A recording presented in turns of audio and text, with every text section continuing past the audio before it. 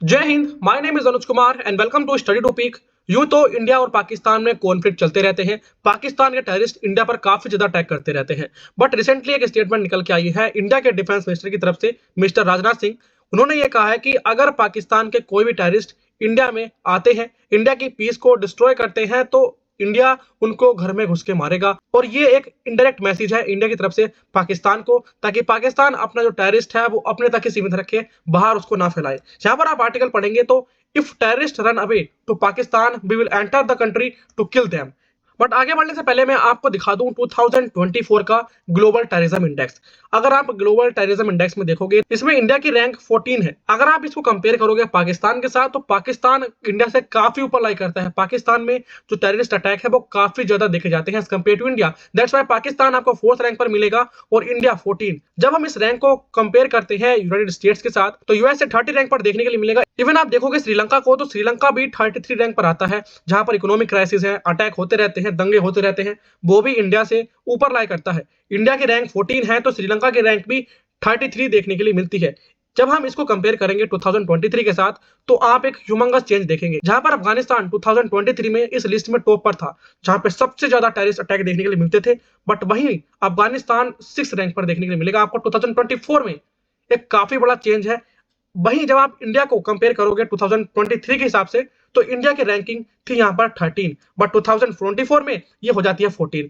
India ने कोई इतनी बड़ी ग्रोथ इस टेररिज्म इंडेक्स में ग्रो नहीं की है। इंडिया अभी भी टेररिस्ट से काफी ज्यादा इंपैक्टेड है, बट जो अफगानिस्तान ने यहाँ पर ग्रोथ शो की है वो इंडिया से काफी ज्यादा है। 2023 में जहां पर अफगानिस्तान फर्स्ट पे था, वही अफगानिस्तान अब 6 रैंक पर पहुंच चुका है। एक इंटरव्यू के दौरान इंडिया के डिफेंस मिनिस्टर से एक क्वेश्चन पूछा जाता है कि क्या इंडिया की जो इंटेलिजेंस एजेंसीज हैं वो पाकिस्तान में छुपे हुए टेररिस्ट को असैसिनेट करती है पाकिस्तान में घुसकर, और क्या ये इंडिया अपनी नेशनल सिक्योरिटी के लिए करता है। 2019 के बाद जो 2019 में इंसिडेंट हुआ था वो काफी भयानक था, आपको उसके बारे में पता होगा।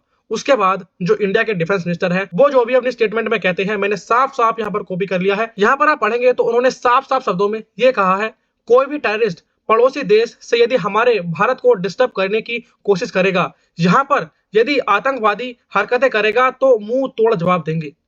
समझ रहे हैं? जो भी इंडिया पर अटैक करेगा उसको मुंह तोड़ जवाब देने की बात करते हैं। इवन यदि वो भागकर पाकिस्तान में घुस जाएगा, अगर जो टेररिस्ट है भागकर पाकिस्तान में घुस भी गया ना, तो पाकिस्तान में घुसकर इंडियन आर्मी उसको वहीं असैसिनेट करेगी। इवन हम जब पाकिस्तान की बात करते हैं तो पाकिस्तान की रैंकिंग आपको हमेशा ग्लोबल टेररिज्म इंडेक्स में ऊपर ही देखने के लिए मिलेगी। और एक शॉकिंग डाटा मैं आपके साथ शेयर करने जा रहा हूं। 2024 के फर्स्ट क्वार्टर में पाकिस्तान में 245 टेरर अटैक, काफी बड़ा नंबर है 245।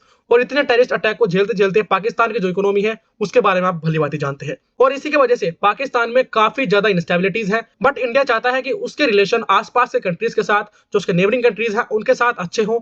बट जब तक पाकिस्तान में इंस्टेबिलिटी रहेगी तो इंडिया के लिए हमेशा टेररिस्ट अटैक का थ्रेट बना रहेगा। इवन इंडिया एक ऐसा कंट्री है जो कभी भी अटैक नहीं करता। उसकी एक पॉलिसी है नेवर फर्स्ट यूज। चाहे वो न्यूक्लियर मिसाइल्स की बात हो, न्यूक्लियर वेपन्स की बात हो, इवन कोई मिलिट्री कॉन्फ्लिक्ट होता है तो उसमें भी इंडिया कभी भी फर्स्ट अटैक नहीं करता है। इवन इंडिया ने कभी भी किसी दूसरे कंट्री की जो टेरिटरी है उसको ऑक्यूपाई करने के लिए कोई ऐसा कदम नहीं उठाया है। और that is the nature of India. जब इंडिया की तरफ कोई एनिमी आंख उठाकर देखता है, बार बार आंख उठाकर देखता है, जो पाकिस्तान ने इंडिया के साथ वॉर किए 1965 में, 1971 में, हर वॉर में इंडिया ने पाकिस्तान को धूल चटाई थी। और इसके पीछे बस एक ही कारण है कि इंडिया कभी भी अपने एनिमी पर पहले अटैक नहीं करता। इवन आप देखोगे तो पाकिस्तान ने कई बार इंडिया को एक्यूज किया है कि इंडिया पाकिस्तान में घुसकर पाकिस्तान की सोयल पर जो टेररिस्ट हैं उनको असैसिनेट करता है। और इन चार्जेस को इंडिया कंप्लीटली डिनाई करता है। और रेस्पॉन्स में यह कहा है कि अगर डर के वो पाकिस्तान में घुस भी जाता है तो उसको वहीं घुसकर अब हम मारेंगे। रिसेंटली आपने सुना होगा होम मिनिस्ट्री तरफ से स्टेटमेंट थी कि अफ्स्पा जो एक्ट है उसको जम्मू कश्मीर से हटा दिया जाएगा। बेसिकली अफ्स्पा एक्ट स्टैंड करता है arm forces special powers act. एक पार्लियामेंट्री एक्ट है जिसमें जो इंडिया की आर्म फोर्सेस हैं, पैरामिलिट्री फोर्सेस हैं, उनको एक स्पेशल पावर मिल जाती है। जो भी डिस्टर्ब एरियाज होते हैं जैसे जम्मू कश्मीर, टेररिज्म की वजह से वहां पे जो कंडीशन थी वो काफी ज्यादा बेकार थी, तो इसलिए वहां पर अफ्स्पा लगा हुआ था। बट अब गवर्नमेंट का कहना है कि वो इस एक्ट को हटा देंगी। बट इसको हटाने में काफी ज्यादा टाइम लगेगा। अभी भी जो जम्मू कश्मीर है उसकी कंडीशन इतनी स्टेबल नहीं है, होगा बट ये कुछ टाइम लेगा। यहाँ पर आप देख सकते हैं इंडिया में टेररिज्म कैसे कैसे डिक्लाइन कर रहा है। अगर आप 2018 को कंपेयर करोगे 2023 से, तो एक ड्रास्टिक चेंज आपको देखने के लिए मिलेगा। जहां 2018 में टेररिस्ट इनिशिएटेड इंसिडेंट थे 228, वही घटकर अब 2023 में 43 हो गए हैं। इवन सिक्योरिटी पर्सनल की जो डेथ हो जाती थी एक्शन के दौरान, उनकी संख्या 2018 में 91 थी, बट अब आप देखोगे 2023 में तो ये घटकर 25 हो चुकी है। काफी बड़ी ग्रोथ है इंडिया के लिए। और यही नहीं, जम्मू कश्मीर में इंडस्ट्रियल डेवलपमेंट, इंफ्रास्ट्रक्चर डेवलपमेंट में गवर्नमेंट काफी ज्यादा ध्यान दे रही है, क्योंकि अगर जम्मू कश्मीर इंडस्ट्रियली डेवलप होगा तो अदर कंट्रीज आएंगी और वहां पर इन्वेस्ट करेंगे, that will ultimately leads to the growth of Indian economy.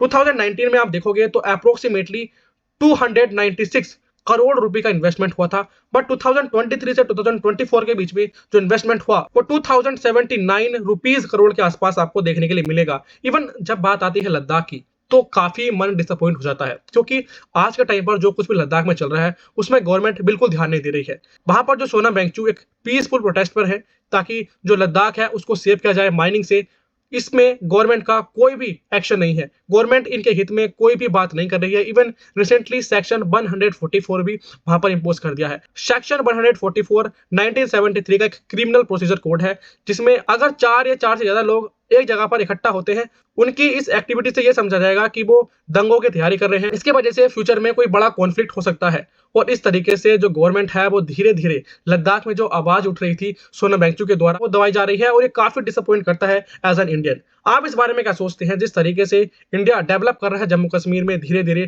Terrorism को कंट्रोल कर रहा है, बट वहीं दूसरी ओर जब लद्दाख की बात आती है तो गवर्नमेंट का कोई भी रेस्पॉन्स नहीं होता है। इवन जो लोग वहां पर पीसफुली प्रोटेस्ट कर रहे हैं, जो गांधी प्रिंसिपल का इस्तेमाल कर नॉन वायलेंस पीस से वहां पर प्रोटेस्ट कर रहे हैं, गवर्नमेंट उन पर ध्यान नहीं दे रही है, जिसकी वजह से जो लोग हैं उनके अंदर से जो गांधीयन प्रिंसिपल है उन पर से विश्वास उठ जाएगा, जो एक काफी दुखद घटना होगी। आप इस बारे में क्या सोचते हैं? जिस तरीके से गवर्नमेंट ने सेक्शन 144 इंपोज कर दिया है लद्दाख में, उसके वजह से क्या मेजर इंपैक्ट हो सकते हैं लद्दाख में, और पूरे कंट्री पर इसके क्या मेजर इंपैक्ट देखने के लिए मिल सकते हैं? आप जो कुछ भी इस बारे में सोचते हैं प्लीज कमेंट सेक्शन में बता दीजिए। जय हिंद।